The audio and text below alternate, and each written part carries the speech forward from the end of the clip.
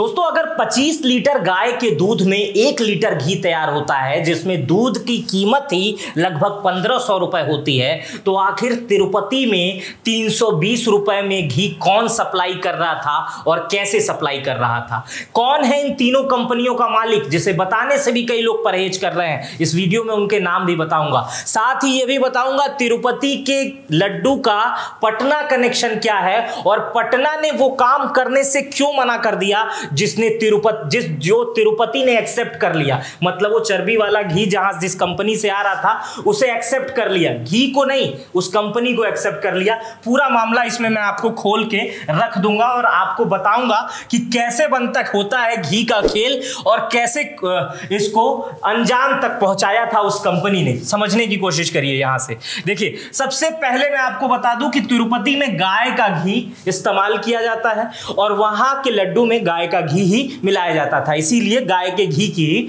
Demand की गई थी। चलिए पहले मैं आपको बता दूं कि गाय के 1 लीटर फुल क्रीम दूध में जो होता है वो 4% का फैट होता है और 1 लीटर गाय के दूध की कीमत लगभग 58 रुपए होती है। 1 लीटर फुल क्रीम की जो दूध की जो कीमत होती है उसमें जो घी निकलता है, मक्खन निकलता है, वो 50 ग्राम मक्खन निकलता है और मक्खन बनाने में 20% अपशिष्ट पदार्थ निकल जाता है। मतलब 1 लीटर दूध में गाय के लगभग 40 ग्राम घी निकलता है। मतलब अगर इसको पूरा गुणा कर देंगे तो 25 लीटर दूध में 1 किलोग्राम घी निकलेगा, जिसकी कीमत 1450 रुपए आएगी अगर 58 रुपए लीटर के हिसाब से दूध खरीदा जाता है। अब इसी तरह भैंस को समझ लीजिए। 1 लीटर भैंस के दूध में 6% फैट होता है, 68 रुपए लीटर मिलता है और 60 ग्राम मक्खन निकलता है, 50 ग्राम 1 लीटर में घी निकलता है 20% अपशिष्ट पदार्थ निकाल के, और 20 लीटर में 1 किलोग्राम घी निकलता है। यानी 1700 रुपए के दूध में भैंस के दूध में 1 लीटर घी निकलता है। गाय भैंस दोनों समझा दिया ना। अब गाय में अगर 1400 रुपए 50 रुपए खर्च हो रहा है और 1 लीटर घी निकल रहा है तो उसे 320 रुपए कैसे बेचा जा सकता है? सवाल नंबर 1 यहीं पे खड़ा होता है। अब इस सवाल के जवाब में आप में से ही बहुत सारे लोग कमेंट करेंगे कि भाई बचे हुए दूध का जो घी निकाला जाता है, पहले दूध में से ही क्रीम निकल लिया जाता है, बाकी दूध को बेच दिया जाता है, बाकी दूध से पनीर चला लिया जाता है, फिर बाकी दूध से खोआ बना लिया जाता है। ये बात आप कहेंगे ना, लेकिन अगर आप सब भी जोड़ लेंगे ना तो 1450 रुपए की लागत नहीं निकाल पाएंगे जितना है। 320 रुपए जोड़ने के बाद, 320 रुपए में घी बेचने के बाद बाकी की लागत नहीं निकाल पाएंगे। लेकिन कैसे कंपनी खेल कर रही थी, अब आइए इसको समझने की यहां पे कोशिश करते हैं। पहले आपको ले चलता हूं KMF, Karnataka milk federation, Karnataka दुग्ध संघ। अब ये कर्नाटक दुग्ध संघ क्या है? यही वो घी की कंपनी है जो वर्तमान समय में तिरुपति मंदिर में घी की सप्लाई करती है और पटना में भी घी की सप्लाई करती है। पटना का कनेक्शन अभी मैं बताऊंगा क्या है पटना का कनेक्शन, लेकिन पहले KMF को समझिए। KMF कर्नाटक सरकार का ही एक भाग है जो दूध का काम करता है, डेयरी उत्पादन का काम करता है। अब ये क्या, ये बातें क्यों बता रहा हूं? क्योंकि 2013 से लेकर के और 2022 तक इसी ने 5000 टन घी आपूर्ति की है तिरुपति मंदिर को। इसी से लड्डू बनता था और ये शुद्ध घी होता था, मानकों पे होता था, लैब टेस्टेड होता था और ये सरकार का ही भाग होता था। सरकारी लोग काम करते थे और सरकारी लोग जब काम करते थे तो सारी चीजें किस तरह होती होंगी जिसमें मानक का बड़ा ख्याल रखा जाता होगा। आप इस बात को समझ रहे होंगे। अब मैं आपको बता रहा हूं कि 2014-15 में तिरुपति मंदिर को 306 रुपए में यही KMF ने 200 टन घी सप्लाई किया। 2015-16 में भी 306 रुपए के हिसाब से 709 मीट्रिक टन घी सप्लाई किया गया। 2018-19 में 85 मीट्रिक टन 324 रुपए के हिसाब से सप्लाई किया गया और 2019-20 में 368 रुपए के हिसाब से 1408 मीट्रिक टन घी भेजा गया। अब इसको समझने की कोशिश करिए, खेल कहां से शुरू हो रहा है।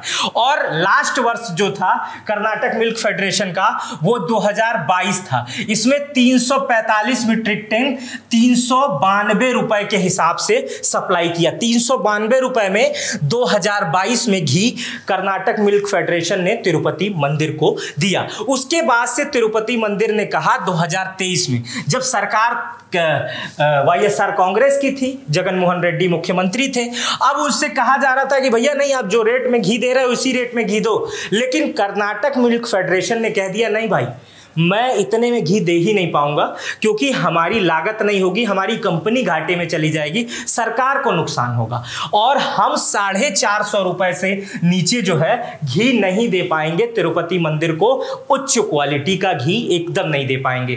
तब उसके बाद क्या करते हैं, तिरुपति मंदिर जो है टेंडर की प्रक्रिया निकालती है। उस टेंडर की प्रक्रिया में 5 कंपनियों को चयनित किया जाता है।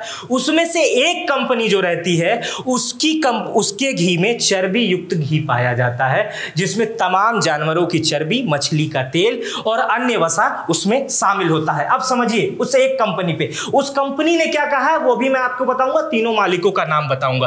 अब ही क्या हो रहा है, इस समय क्या हो रहा है, इस समय इस वर्तमान में अभी जो लड्डू आप लोग खा रहे हैं तिरुपति जी का, उसमें नंदनी घी इस्तेमाल का हो रहा है, कर्नाटक मिल्क फेडरेशन का, यानी सरकारी घी। और इस समय जो खरीद की प्रक्रिया है वो 475 है। यही 2022 में 400, 300, 450 नहीं दे पा रहे थे, लेकिन अभी 475 दे रहे हैं और ज्यादा दे रहे हैं। तो समझिए इस समय जो है वो नंदनी का घी, सरकारी घी इस्तेमाल हो रहा है। अब मैं आपको पटना ले चलता हूं। पटना में एक महावीर मंदिर है, वहां पर भी नैवेद्यम बनता है। नैवेद्यम इसी प्रसाद को कहते हैं जिस प्रसाद का मामला इस समय कंट्रोवर्सी में है। वहां पर भी नैवेद्यम बनता है और प्रति महीना 5 करोड़ की सेल वहां पर भी है।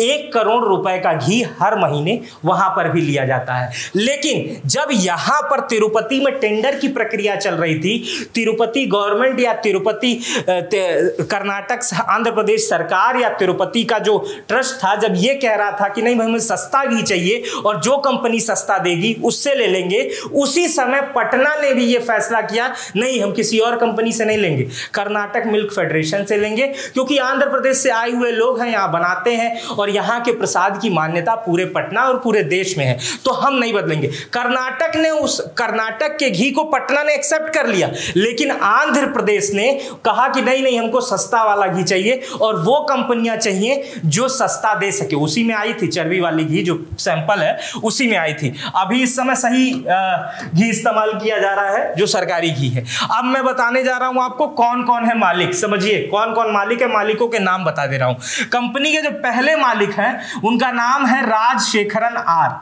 और कंपनी के दूसरे मालिक जो है वो सूर्या प्रभा, और कंपनी के तीसरे मालिक हैं श्रीनिवास एस आर। ये 3 मालिक हैं, ठीक है कंपनी के। और कंपनी की शुरुआत 1995 में हुई थी। AR dairy food private limited company Dindigul में है, कई बार आप इसको देख चुके होंगे। कंपनी की जो वेबसाइट है उस पर लिखा है कि 1999 में दूध उत्पादक से ये कंपनी शुरू हुई थी। वर्तमान में लगभग 2 लाख लीटर का प्रबंधन करती है ये कंपनी।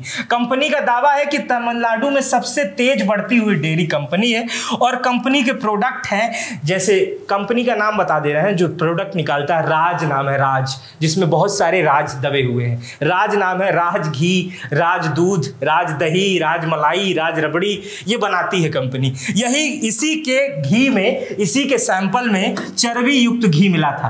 अब बता रहा हूं कंपनी क्या कह रही है। इधर चंद्रबाबू नायडू ने सरकार जब प्रेस कॉन्फ्रेंस की तो हड़कंप मच गया, भाई चर्बी वाला घी है, धर्म खत्म हो गया। उधर ये कंपनी कह रही आखिर जिसके ऊपर आरोप लगते हैं वो कहता है मैंने नहीं किया। कंपनी, चूंकि एक तरफ ही दिखाना हमारा काम नहीं है, दूसरे तरफ भी दिखाना काम है, तो कंपनी के बात को भी समझ लेते हैं। कंपनी जो कह रही है वो सुनते हैं। कंपनी ने कहा कि हम 1998 से काम कर रहे हैं, आज तक हमारे खिलाफ कोई ऐसी रिपोर्ट नहीं आई है। ऐसा हो ही नहीं सकता कि हमारे कंपनी में जो है चर्बी युक्त घी बनाया जाता है। कंपनी ने कह रही है कि वो अपने खुद दूध खरीदते हैं और 32 सेकंड के अंदर 102 जांच कर लेते हैं, ऐसी मशीन उन्होंने लगाई है। दूध की 32 सेकंड के अंदर 102 जांच कर लेते हैं, जो गुणवत्ता नापने वाली मशीन होती है।